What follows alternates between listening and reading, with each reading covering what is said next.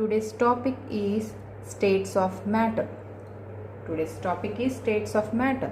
So what is states of matter? First of all, you have to know about chapter name, states of matter. So what is matter?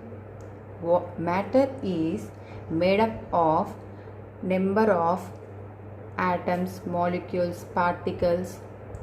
So like this. So matter is made up of atoms, particles, molecules, right? So in my last videos, last chapters also, we have to learn about atom. So what is atom? Just tiny unit of matter. Atom is just the tiniest unit of matter. So we have to learn about atom. Atom properties, characteristics of atom, that means atomic radius, ionic radius, ionization enthalpy, ionization gain enthalpy. So like this we have to know, we already know about atom, right? We already studied about atom. So here we have to study about matter. So atom is just a tiny unit of matter. So matter is made up of many number of atoms, molecules, particles. So here states means liquid state, solid state, gaseous state, right? So liquid state, solid state, gaseous state. So states of matter. Here we have to study about states of matter, right? So for example, I am taking water. Water can exist as solid, right? Liquid, gas also, right? In solid state it appears as ice, right? In liquid state it is water. In gaseous state it is vapor, right? So water can exist as three states: solid state, liquid state and gaseous states, right? So all these states, just physical state is changed, right? Chemical composition is always remains same, that is H2O, right? Chemical composition is remains same, but the physical state is different: solid state, liquid state, gaseous state. But the composition of chemical is remains same, H2O, right? So states of matter means the matter can change in different states, that means solid states, liquid state and gaseous states, right? So chemical properties of a substance don't change with change of its physical state. Chemical properties, you have to observe here, chemical properties don't change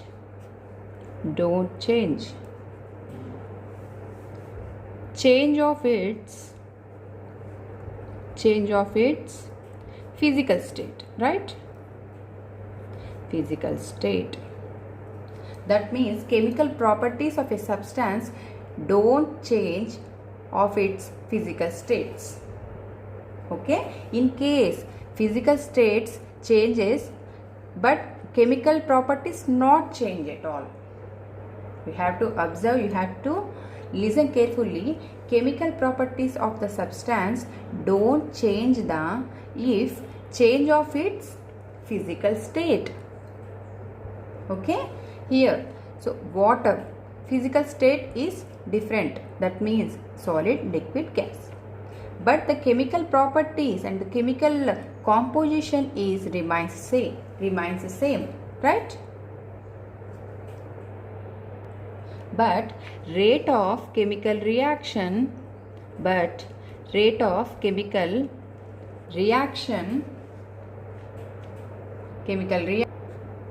rate of chemical reaction depends on physical state. So rate of chemical reaction, that means chemical reactions rate is increases or decreases, it is depends upon the physical state. But chemical properties don't change if change of its physical state. We have to listen carefully. So here rate of chemical reactions depends upon the physical state. That means if the physical state is changes, then definitely there is change in chemical reactions, rate of chemical reactions. But chemical properties don't change the if change of its physical state, right?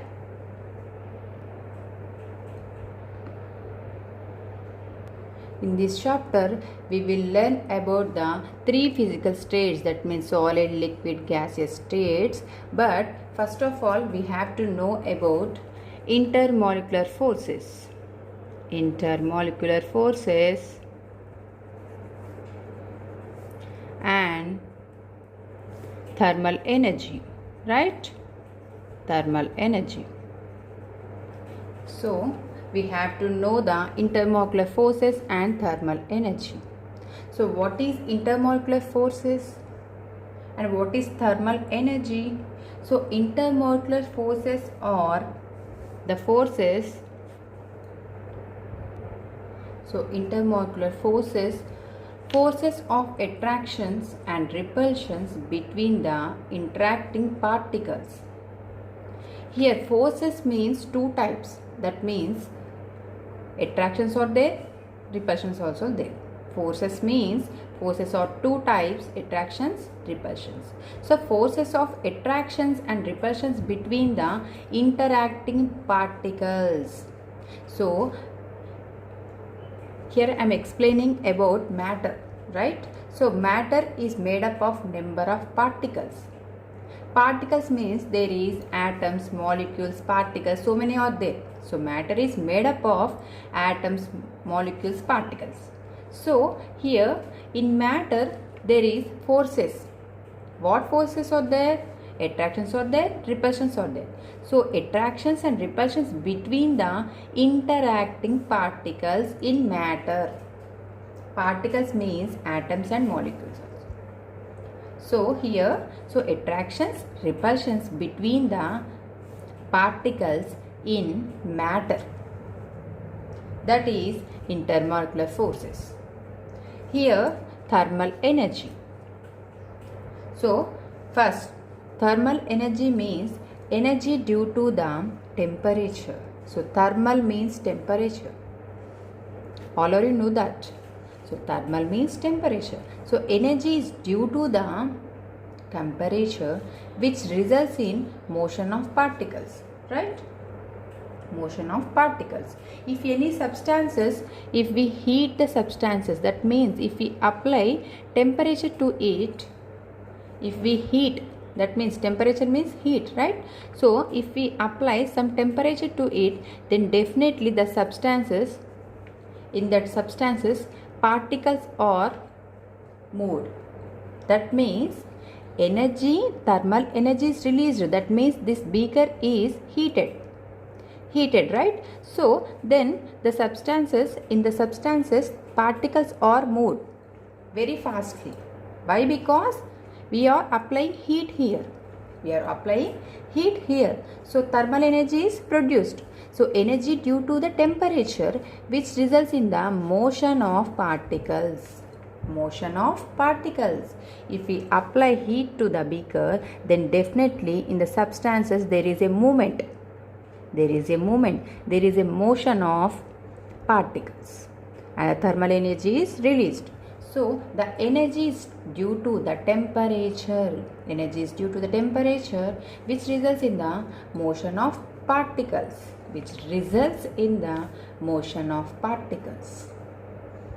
So it is thermal energy. Intermolecular forces. forces or two types, attractions and repulsions, right?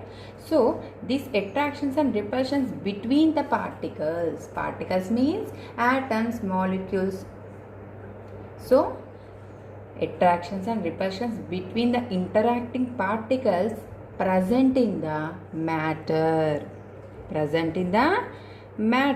right? Present in the matter.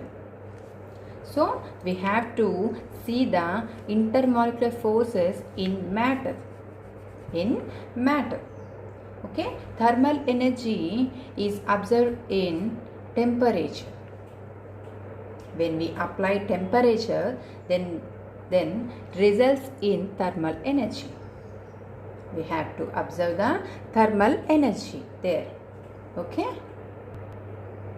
In intermolecular forces, I have already told you there is attractive forces are there and repulsive forces also there. In attractive forces, there is many attractive forces between the particles in matter, right? So there is number of attractive forces are there. So here I am explaining some attractive forces between the particles present in the matter, right? So van der Waals forces.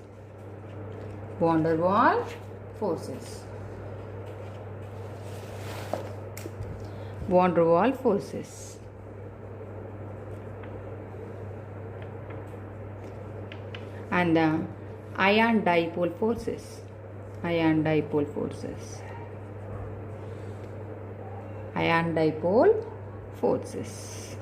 So many are there. There is hydrogen bonding and so many are there. So in van der Waals forces, there is some types of van der Waals forces like London forces,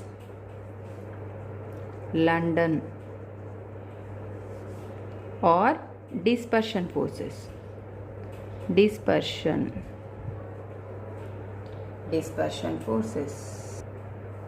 So London or dispersion forces, both are same. So and the second one is dipole forces. Dipole forces. And the third one is dipole and induced dipole forces are there. All these are van der Waals forces. So in matter, there is so many types of attractive forces are there and so many repulsive forces also there. So in that attractive forces, there is van der Waals forces, ion dipole forces, hydrogen bonding and so many are there. So in van der Waals forces, there is London or dispersion forces, dipole forces and dipole induced dipole forces. So first of all, we have to study about London or dispersion forces, right? London or dispersion forces.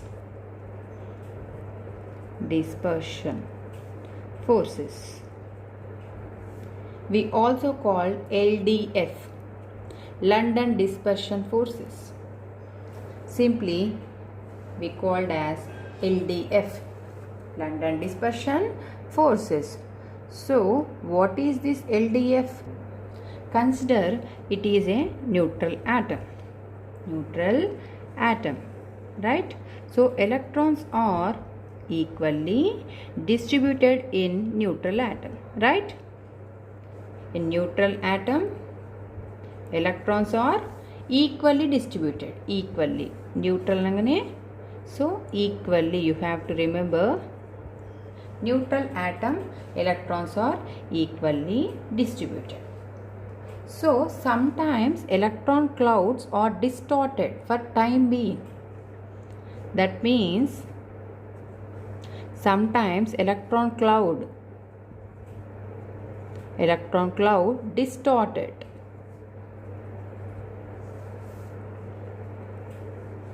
for time being. So sometimes electron clouds are distorted one side and another side less electrons are placed and more electrons placed on another side. So here what happened? the molecule possesses partial charge, right? Partial charge. The molecule possesses partial charge. That means here more electrons are placed. So delta negative dipole. And here less electrons are placed here. So delta positive. Delta positive. So that means two poles. Positive pole, negative pole. That's why we are calling dipole. Di means two. Two poles. Dipole. Negative pole, positive pole. So again, this atom is temporary dipole. Temporary dipole. So why? Because I am saying temporary. Because this atom again will change neutral atom. Again becomes neutral atom. That's why I am saying temporary dipole. Temporary dipole. So neutral atom electrons are equally distributed. So here electron cloud distorted for some time. That's why I am saying temporary. So electrons cloud distorted, then what happened? Molecule possess partial charge. Negative charge, positive charge. So dipoles are appears here. Dipoles are appears here. So this is temporary dipole, right? So London dispersion forces means here I am taking temporary dipole. Temporary dipole. Temporary dipole means electron cloud is distorted, right?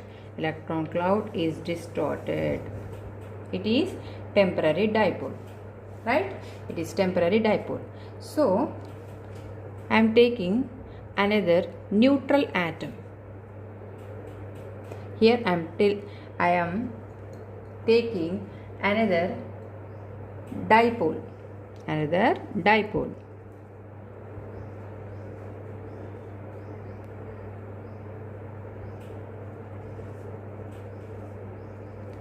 So here it is neutral atom, right? Neutral atom. So it is a temporary dipole. This is temporary dipole, right? So here what happened? So here positive pole is there and negative pole is there, right? Temporary dipole possesses partial charges, right? So this is neutral atom. So neutral atom. So then what happened here? This positive pole pulls the electron cloud itself. Pulls the electron cloud of neutral atom. So the structure of neutral atom also distorted, and neutral atom also becomes polarized. You have to observe clearly. So the positive pole of temporary dipole pulls the electron cloud of neutral atom. So then what happened? That this neutral atom becomes polarized. So polarized means polar molecules possessing positive pole and negative pole, right? Positive pole and negative pole, right?